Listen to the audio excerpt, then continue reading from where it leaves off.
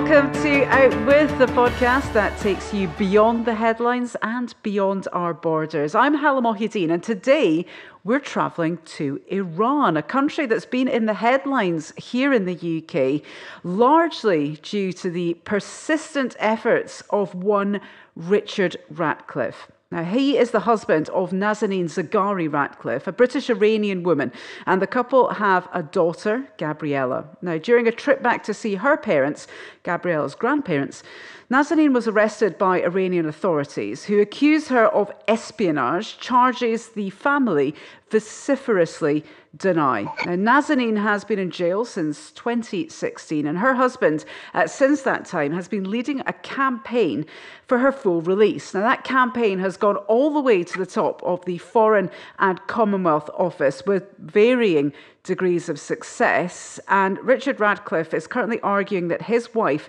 is an innocent bargaining chip in a wider conflict. Now, this is all happening, of course, at a rather pivotal time for Iran. After a landmark nuclear deal was signed with major world powers, things were looking up for the Islamic Republic. However, since Donald Trump became US president, many things have changed, with sanctions being reimposed on the country and the spectre of being shut out of the international community looming large once again. So what is going on in Iran? Is it the pariah state that Donald Trump claims it is? Or is it indeed a country trying to come in from the cold? And above all this, why is an innocent British woman being held in jail? Lots to unpick, lots to find out about. To help me unpick all this is Sanam Shantyaei, a British Iranian journalist and the host of Middle East Matters on France 24. Sanam, it's great to have you with us. Thanks for joining us today. Hala, thank you so much for hosting me. I'm very excited about this conversation. Right. Well, first up, Sanam, we only really hear about Iran in the UK press, largely due to the efforts of Richard Ratcliffe, who's been really trying to secure the freedom of his wife, Nazanin. You're a British Iranian journalist. You work both in Iran and in Europe, in France. Tell us, what do you know about this case and what are your impressions of it? Hala, as you rightly pointed out, we're talking about a British Iranian woman who worked for Thomson Reuters Foundation. Now, what's particularly interesting is that this organization has been extremely careful to refer to her as an aid worker, because the foundation, of course, is a philanthropic arm of the agency. So they want to make sure that none of us get it wrong. We don't refer to her as a journalist, because that's when it becomes even more intricate in a country like Iran. Now, I think you mentioned this. She was given a 5-year jail sentence because she was accused by the Iranians of trying to overthrow the establishment. She was accused of espionage. And of course, these are charges that her and her family have vehemently denied. Now, something really sad and upsetting about this case is that last month she was actually released very temporarily for 3 days to spend time with her young daughter. And actually, her return was even more excruciating because after a few days, she had to go back. She suffered from panic attacks. She has experienced a lot of both emotional and physical problems, numbing of her body, and it's really starting to take her tolls. Now, you mentioned that this has gone to the Foreign Office, that it's being dealt with at the highest level, but there have been a lot of mistakes actually made by British diplomats. We'd actually previously heard from Boris Johnson, who was the then Foreign Secretary, saying that Nazanin was indeed, and this is what Nazanin has been accused of in Iran, Hala, was indeed actually training Iranian journalists, which in a country like Iran would be deemed suspicious, especially if she's working for organizations like Thomson Reuters, for Zigzag, which is a charitable arm affiliated with BBC World Service, which she previously worked for. So when you have someone like Boris Johnson coming and saying, actually, she may have been training journalists, and that's giving the Iranians even more reason to keep her behind. Johnson later came out and said that he'd made a mistake, but I feel like the Iranians already had something to go along with when they already had these charges that were essentially piling up against her. So tell us what this Thomson Reuters Foundation is, because for a lot of us, it's not especially clear. We hear Reuters, you think news agency. So, if she's working with this company that has a massive news agency attached to it, is there not some journalism involved?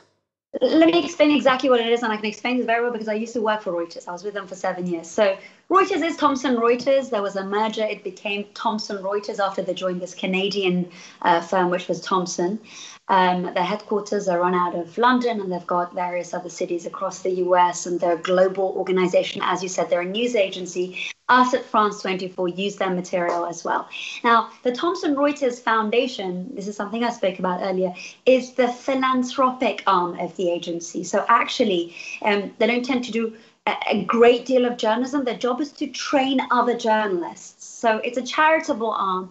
And so she worked for them previously. She was affiliated, and this is what the Iranians are accusing her of, Zigzag, which is linked to the BBC World Service. They actually say that they found pay slips given to her by this organization. The Iranians say that they have evidence, they have emails that she's exchanged about the work she did. And she was indeed, apparently, what the Iranians are claiming, training these journalists in Iran. Now, why should that be an issue? We are all given training as journalists, right? But the problem is an organization like the BBC in Iran is seen as an opposition network. The likes of the BBC, there's Voice of America, which also has a Farsi network, a Persian-speaking network, which is the language of Iran. You have other channels which are run externally, like Man or Show. Again, all of these are deemed as opposition, seen as the enemy of the state within the country. So automatically, when you have someone that's affiliated with them, let alone training other journalists in Iran, they think that you are indeed, and the paranoia sets off, you're trying to overthrow the Islamic Republic establishment. So the big question is she innocent? Is she not? This is something that Nazanin herself, her husband Richard, that you've spoken about extensively, the entire family, that they're sticking to her guns, Allah. They're saying she's innocent, she didn't commit any of this, she was merely on holiday. And of course, the Iranian establishment is saying something completely different. But I mean, it's certainly not the first time that we're seeing a case like this in the country. So she may well have been training journalists out there. I mean, is this a case where you can't? Who do we trust when it comes to this? I mean, whose side do we believe? She's been through the courts. Has there not been due process? Yeah, so she was actually given the 5-year jail sentence in 2016, and a lot of critics of Iran say that there have been kangaroo courts. This is what they refer to them as. That there's not sufficient evidence to actually convict this woman. And I mean, even if you see the coverage by Reuters itself, I mean, it's very unbiased coverage. They're saying that she and her family claim that she did not do this, and this is what the Islamic Republic is saying. I think it's very difficult. I mean, for me, it's a heartbreaking event because, of course, she has this young daughter. She's been separated from her. The child, who's innocent, very innocent in all of this, Gabriella, can't leave Iran to be with her father, Richard, who lives in the UK. And so she's being brought up by her grandparents. So she's even lost the grip of the English language. She can no longer really communicate with her own father. So it's all very devastating. But as journalists here, because I didn't know this woman personally, we have to report both sides of the story, as you know, Hala. On the one hand, we say, this is what she and her family are saying. On the other, this is what the Iranian establishment is saying. But there is a possibility. And actually, there were some interesting developments this weekend. There was this extraordinary propaganda film that was released by Iran's ultra-conservative revolutionary guards that revealed that it's possible that someone like Nazanin and other dual nationals may be caught in infighting in the country. So some critics are saying that that is the case, that these dual nationals are being used as a pawn in this bigger political game. Well, talk to us more about this. It's, I guess, impossible for us sitting here to determine whether or not she is innocent or otherwise. But as you mentioned, she is far from the only dual national being held in an Iranian prison. Why is that? And is there more to the fact that these people are being held? They're being held there for reasons other than perhaps what they're being accused of having done? Far from the only dual national, indeed. But today there are around 30 dual nationals that are in prison. There's a very well-known case of a father and son duo, the Iranian Americans. So there's an American may be familiar with the case.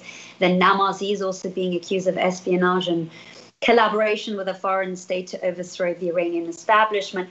There's another very very, very well-known case of a man called Abdul Rasul Dori Esfahani, who was actually an Iranian Canadian involved in the nuclear negotiations, which is somehow mind-blowing because on the one hand, he's part of the establishment, on the other, he's being accused of espionage. And the list really goes on, and as a result of that, the UN Special Rapporteur to Iran has filed a case saying that these issues need to be dealt with. And Hala, there are some critics, there are human rights activists, people who say that the reason so many dual nationals are being detained in Iran is because in the country, for those that may not be familiar with the workings of the Islamic Republic, there are different factions. One of them who are known as the certainly more reformist camp. They belong to that of the Iranian President Hassan Rouhani, his foreign ministry, the foreign minister Javad Zarif. They came along. They wanted to create a detente with the international community. They wanted the nuclear deal. They wanted to improve social freedoms for the young. They wanted to improve the human rights situation, not all of which, of course, they had jurisdiction over. And on the other hand, you have what we call the ultra-conservatives, the hardliners, who are very much against that. They vehemently still believe in the values of the Islamic Republic. They're very anti-American. They didn't want the deal because they felt they were losing too much. And I believe, and this is something you and I are going to speak about later, by Donald Trump walking away from the nuclear deal, that second faction, the hardliners, have actually been empowered. And it so happens that the judiciary, so the people that decide what happens to Nazanin, belong to the hardline camp. So there's this ongoing conflict back and forth about both domestic and foreign policies. And some critics are saying that there are these dual nationals that are being used as a pawn today in this immense political game, so that this faction of Iranians can gain what they want out of the dealings with the international community. So perhaps Donald Trump's hardline policies, if I could just re-summarise, some are arguing that by pulling out of the Iranian nuclear deal, he's emboldening the more hardline elements of the Iranian establishment, and that is what Donald Trump, in effect, his actions could be making it harder to get people like Nazanin Zaghari-Ratcliffe out of jail. I believe that if I had to put my editorial cap on here, that's what I would say. I've been covering Iran for 12 years now, very extensively, both in and out of the country. And I think I was always a little bit more optimistic than some of my colleagues. I believe that the nuclear deal which Iran signed with the world powers would open Iran up. And if a country's opened up when it comes to its business things, then would have to be opening up when it comes to its human rights as well. So they can't just take money and keep imprisoning people, right? So I really believe that something good would come out of this. And certainly when it comes to the country's economy, which is collapsing as we speak, Hala, and it's all very devastating. And I've often compared the US hawks, the Republicans that were against the deal, to Iran's hardliners. They come from exactly the same school of thought, which in itself is immensely ironic. It certainly is. So tell us about let's just go into the detail a little bit about this this dichotomy that you have in Iran. You have hardliners and you have more progressives, the more reformist kind of people. Just give us a general overview of how that works. For many of our listeners won't know that much about Iran. What constitutes a hardliner, what constitutes a reformer, and who has the upper hand at the minute? Yeah, I mean, I'm not a fan of, I was never a fan of breaking down the political system into this, but right now I feel like in the same way that your viewers may be familiar with US politics, opinions in US becoming polarized, take that very idea and implement it in Iran. The exact same thing is happening. So when President Hassan Rouhani was initially voted in, and then a second time again as the country's president, he was taking over from another ultra-conservative, Mahmoud Ahmadinejad, under which there were no real sort of conversations between Iran and the international community. We had the most hard-hitting sanctions on Iran. The economy was breaking down. There was a great deal of detention of dual nationals. Rouhani came along, and as I said, during his presidential campaign, he gave the average Iranian person hope, Hala. You could hear people going back to the streets, going back to the ballot boxes, especially the young, in Iran over 70% of the population are under 30. That's incredible. It's a young country that wants to modernize, that wants to adapt. Rouhani came along with his team of very educated, somewhat westernized cabinet. You know, Iran's cabinet at the moment has more people that have studied at the US university than any other country in the world. Of course, not America itself, but any other country in the world. So you're talking about politicians here who, whilst they believe in the Islamic Republic, can also understand how the West, how the international community operates. And they try to implement that in their policies, as I said, with a nuclear deal, by bringing foreign businesses into Iran, by creating employment within the country, by allowing women, as you know, Iran is the Islamic Republic, the hijab is compulsory, but by allowing women to expose a little bit more hair, by most recently allowing women to enter stadiums. These were things that really mattered to the Iranian person, Hannah, because what you see on the television, a lot of these images of women wearing black veil and shouting to death to America and death to Israel, it exists, but that isn't the core of what our country stands for. Okay. So when you have a president that comes along and makes these promises, people went and voted for him. Twice they voted for him. But then, of course, there's the hardliners, ultra-conservatives, who, because they've been very practiced relationships with the United States since the Islamic Revolution in 1979.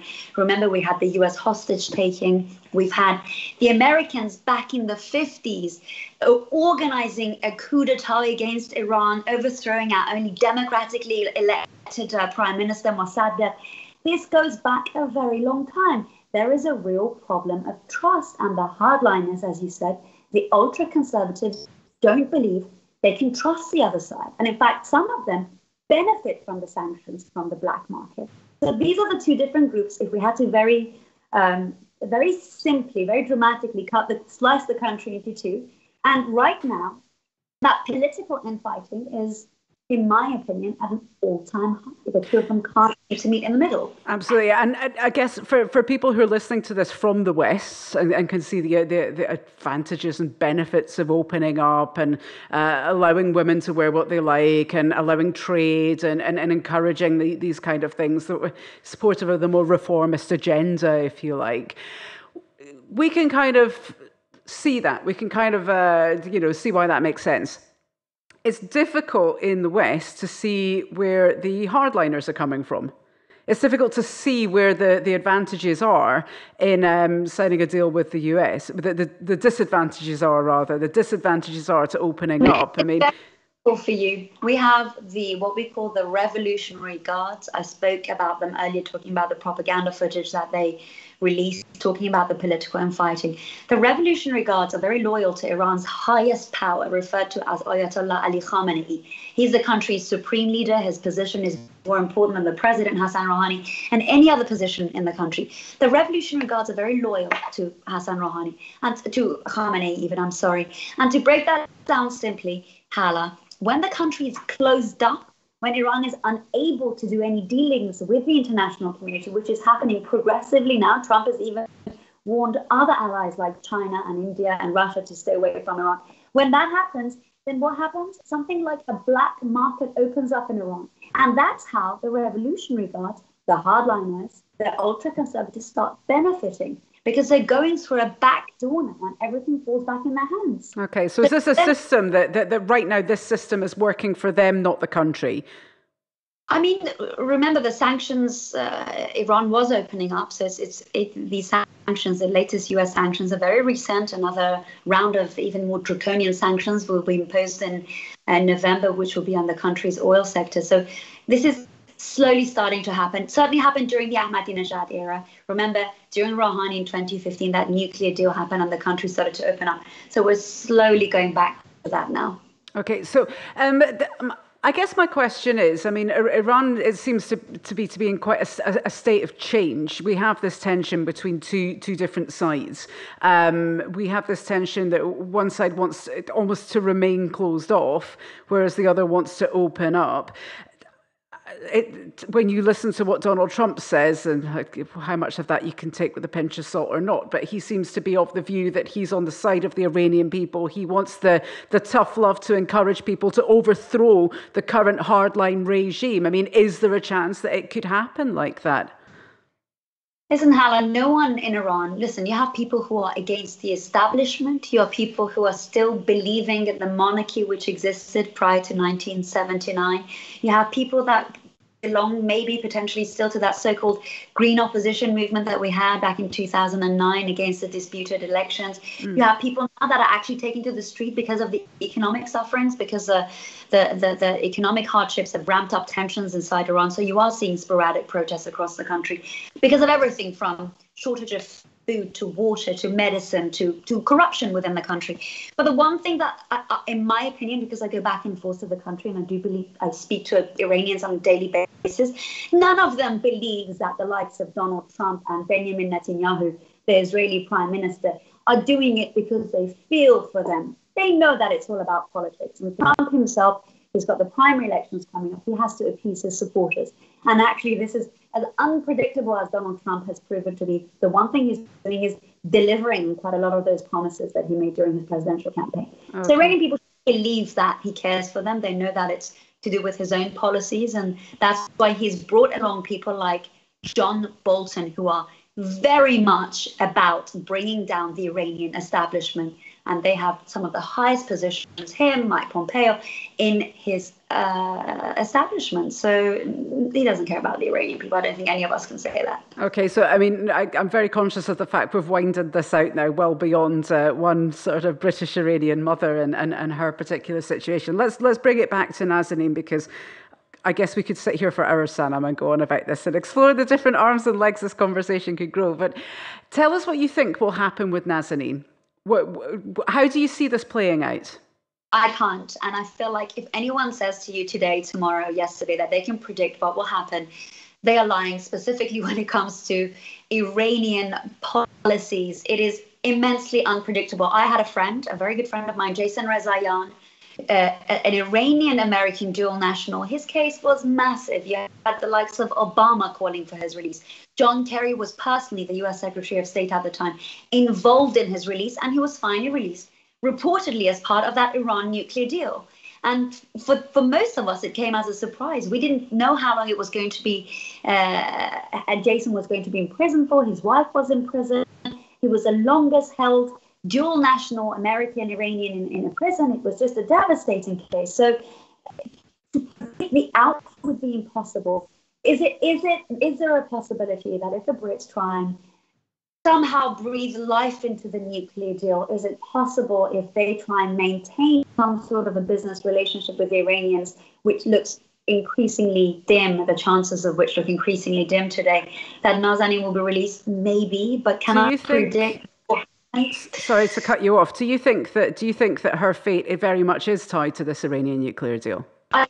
No, I don't. I'm saying, is it possible? Maybe. No, I absolutely cannot say one way or another, Hala, whether her fate is linked to the nuclear deal, her fate is dealt with the hardliners, her fate is linked with the business dealings. I can't claim any of that, because I, like everyone else who talks about Iran, observes and follows the country, that would be a wild assumption. Okay, so we just don't know. It's very unpredictable, and we're just going to have to keep an eye on it. But listen, Sanam, thank you so much for talking us through this. And if we want to keep listening to your reporting, Sanam, you are on France 24. Sanam, of course, is the host of the Middle East Matters weekly magazine show. And Sanam, you are on Twitter as well. We can follow you at SanamF24. Is that correct?